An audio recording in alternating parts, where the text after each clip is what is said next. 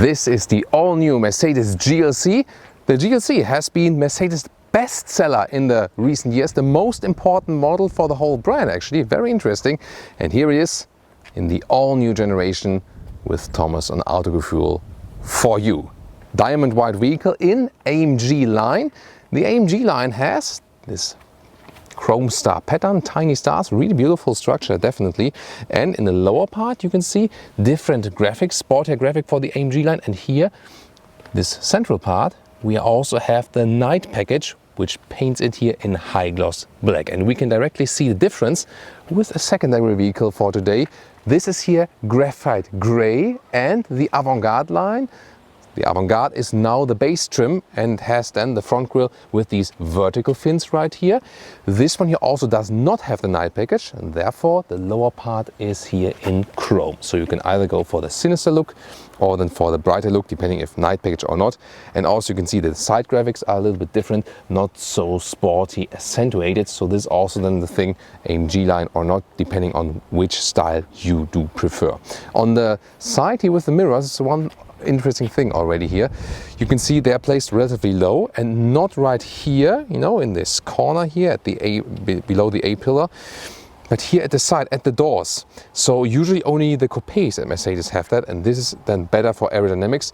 This is also a scheme in general for this vehicle. They improved aerodynamics and wanted to reduce wind resistance and also less wind noises from everything that is attached to the vehicle. Here also in the lower part there is this footstep. This is an option. It looks of course quite cool. Some don't like it, but the interesting thing is it's not bad for aerodynamics. This here is actually good for aerodynamics.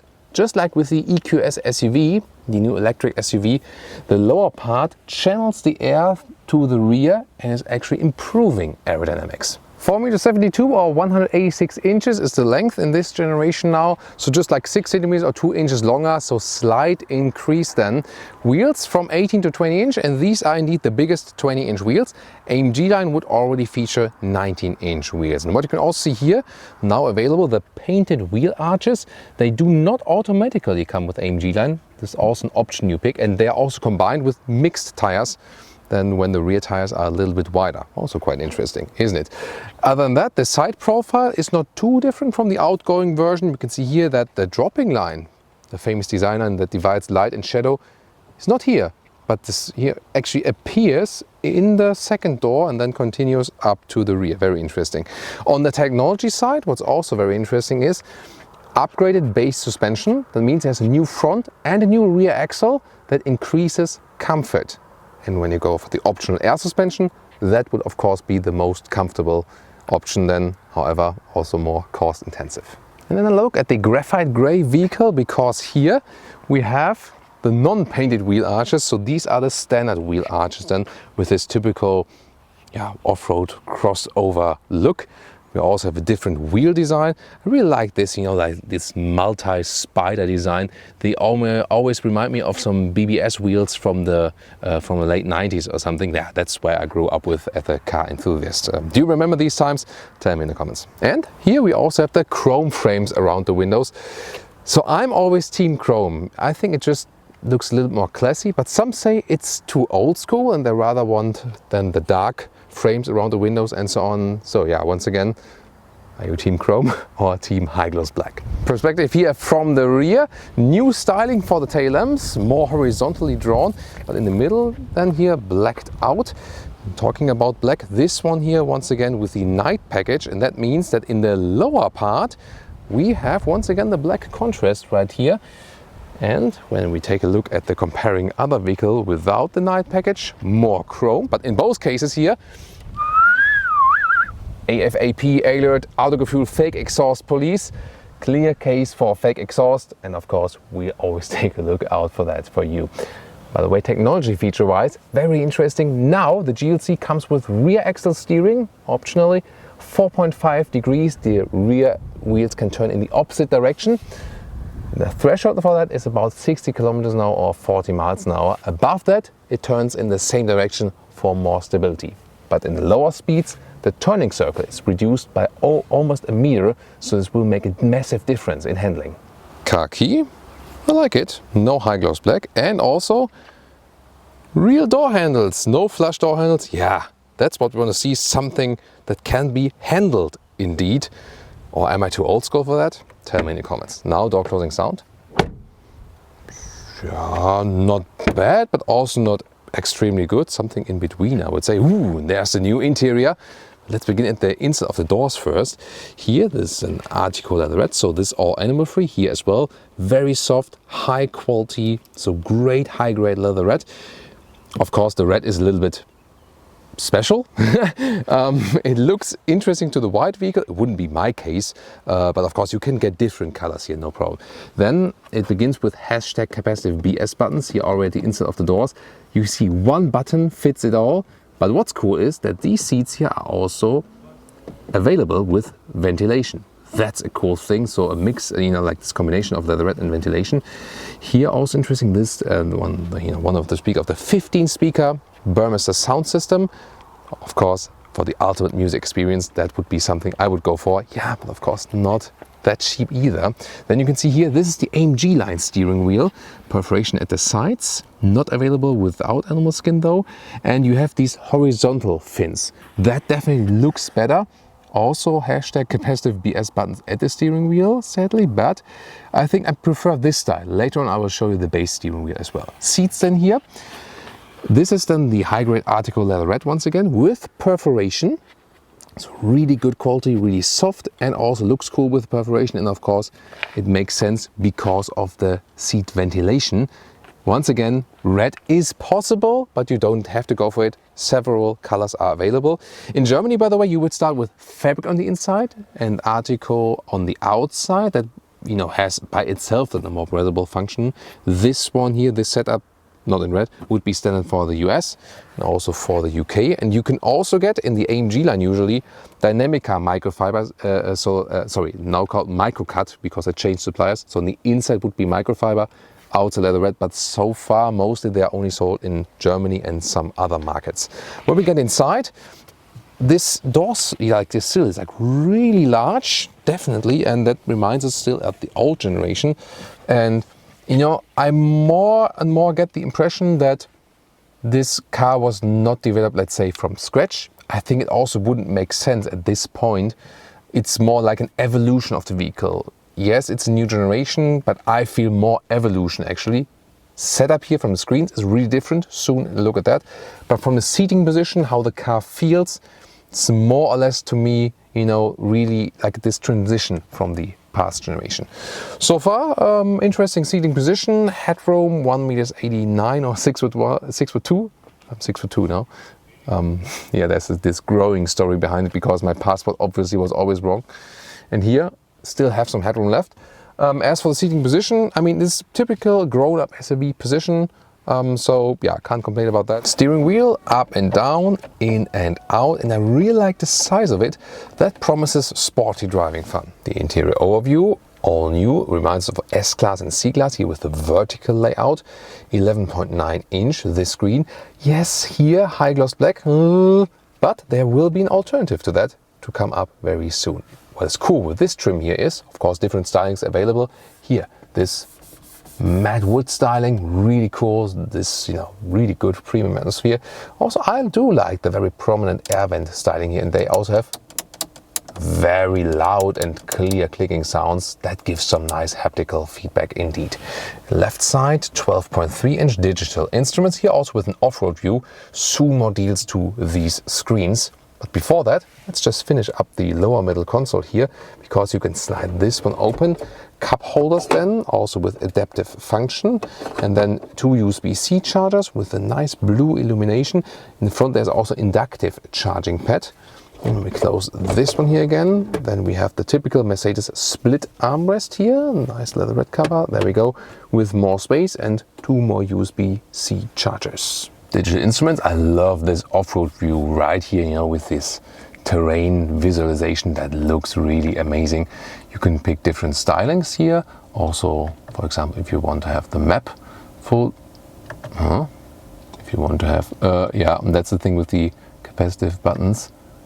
There we go. So sometimes you do want to control something and then you miss something, or you move up or down. Yeah, and that, yeah, once again, and I'm I know how to control cars, but this happens then with capacitive buttons. So, and the same thing, by the way, you can also, when you swipe then up intentionally here, you can control, once again, there we go. You can also change the head-up display. Head-up display, minimum, or also sport gauges, or standard, and the fanciest one, once again, the off-road head-up display with most information. Now deals to the infotainment system. Here, by the way, you can see that we have the climate unit always here in this position, but it is on the screen. I do prefer the manual knobs. However, since it always stays in this position, it is more or less okay to handle here also with this 2-zone AC. And you can also use the voice input, either say then the Hey Mercedes or press it on the steering wheel. I'm cold. I'm sorry. Can you say that again, please? I'm cold. Or am I? I'm increasing the temperature to 24 degrees. Yeah, 24 degrees when it's outside, 30.5 degrees Celsius. So like towards 80s, almost going to the 90s in Fahrenheit. So, and then you have this home screen here, also with the map, quite responsive. So the car internal GPS is also well usable, actually. But whoa! It gets super hot, this screen, when it's hot outside. Whoa, it's like almost burning my fingers, actually. So I have to do short hits. Let's just test the Burmester sound system. And wow, awesome 3D sound profile. Gosh, that is amazing. So one of the best sound systems here in the car. I would always go for that one. Yeah, even if it's a lot of money, that's cool. This is the main menu, by the way. So to me, this is a more simple view, actually. So they've simplified the whole thing. Also better than, in the most electric vehicles now by Mercedes with this optional hyperscreen. And here, this off-road view. This is also very interesting. And in this off-road view, not only information, but also a special off-road camera. And this is actually quite a cool thing. Well, you have always, when you have a 360-degree view camera, you always get this. And you see here, this is the transparent bonnet feature. And the thing is, when you roll a little bit forward, then you see here, it builds up the view underneath the vehicle, so you can see like where there's a stone or something. This is live view. This is past view, like 1.5 seconds delay. So this is not the live, but still you see where the stone is, and maybe you can then like turn the wheels around the stone, and that you don't hit it with the wheels from the inside or something. So a very interesting feature. And one more test here, I put a small yellow case of these emergency vests where they're rolled in front. Now let's see how the transparent bonnet. Oh, it removes the color. Interesting. But now you see it. It's directly between the axle and the front axle, and there know exactly where the obstacle is actually. The door pocket's very large, by the way, and inside you can see. Open the fuel cap, and also here then the hatch.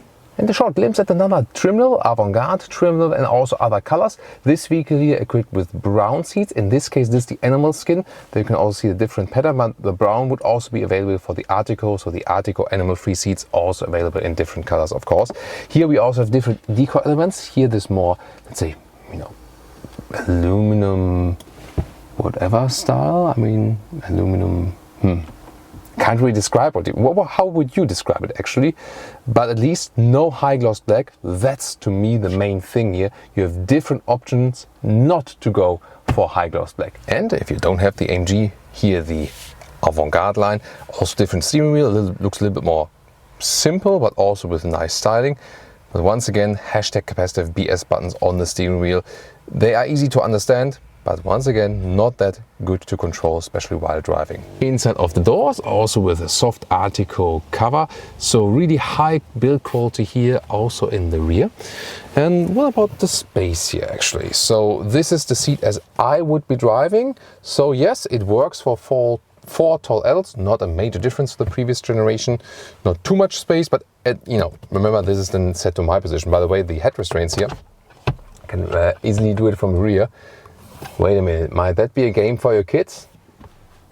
You shouldn't make your kids watch that video, because when I'm showing you right now here, you can adjust the head restraint like front and back. And if your kids find out about that, you might have some argument in the car about that. But the function itself is really interesting, to change the distance then here to your head. But here, talking about heads in the rear, also some headroom left, even for tall adults. And here at the moment we have the shade for the panoramic view. This is a proper panoramic roof here, by the way, so you can first remove that shade, and after that you can open the whole thing, so it's not just a fixed one. And especially everyone in the rear does profit from that. So now we have a little bit more light, and let's open the thing also with sliders there in the front. This is yeah, once again, I don't like this slider trend, don't you? Or am I really too old school for wanting physical buttons? Some say that and some agree with me. So here we now have everything opened up, some air. And what's missing here in the rear? Well, it's also nice build quality here from the leatherette, and then we can fold on this, and then we have either like this smartphone or tablet holder. And how does it work again? Cornelius, do you remember? It was like, yeah, there we go. So see that these are the cup holders. So for everyone who's struggling with it, it's an interesting function. So you have to press once here and then press it, but don't press it all the way back, but just halfway, and then the cup holders go in. By the way, here, I mean, it's bright outside, but maybe you can slightly see that ambient lighting can be changed in colors, and it's here even in the rear around this element. So yeah, Mercedes really knows their stuff, and it comes for ambient lighting. Let's take a look at the trunk or the boot. Now it's 600 liters plus 50 liters, and the length is at 95 centimeters or around 37 inches. The width even a little bit more than a meter or 40 inches, so that's actually a very good result. And the overall height here, total height, 74 centimeters or 29 inches. This here being the combustion engine trunk. Here, this is like a protective cover. You don't have to go for it. Then underneath, even more space. You can even store the cover here, the top cover. This is a clever idea. And here, for example, for a shopping bag or something. This is actually quite cool. So very well usable, this trunk here. And let's, it's a little in this cover now. Come, let's take it out for a second, and you can also take a look at that. Now let's fold the seats here with this release, and also on the other side. Here we go. Let's push it forward like this. So here we go. And yeah, I mean, you don't really need a bigger SUV for that, don't you? And to the front seats, yeah, this gets then close like 185 in meters or 73 inches. And taking a look at the trunk of the plug-in hybrid, you do lose some height. You have this step here in the trunk. You can also very well see that here on this side, this then is the height you do lose with a plug-in hybrid in the trunk or in the boot. Would you be willing to take that into account? I don't know. And then you can see, I can also lift this part, but at least, they thought about a space for the charging cable here. As for engines, 4-cylinder is the focus. So 4-cylinder petrol plug-in hybrid or diesel. Only later there will be a 6-cylinder diesel actually. Interesting. Here, this is by the way the plug-in hybrid drivetrain, but you cannot really see it in the front. That's also a quite interesting fact. And which engine would I actually go for? I think at this moment then the best is the GLC 300 petrol engine, 4-cylinder then with 258 horsepower. Sadly no 6-cylinder petrol then anymore. But I mean, these 4-cylinders are a little bit cheaper, but it's the same scheme than we see with the C-Class, for example. Of course, they share then the powertrains. At least it still remains this rear-wheel driven or rear-wheel biased platform, because most will come with all-wheel drive, the 4MATIC, but the US market, for example, will still get the GLC 300 as rear-wheel drive only. This one will be the most fun version actually, and in Germany then the GLC 300 only as 4MATIC. Now tune in to the BMW X3 and the Audi Q5 reviews.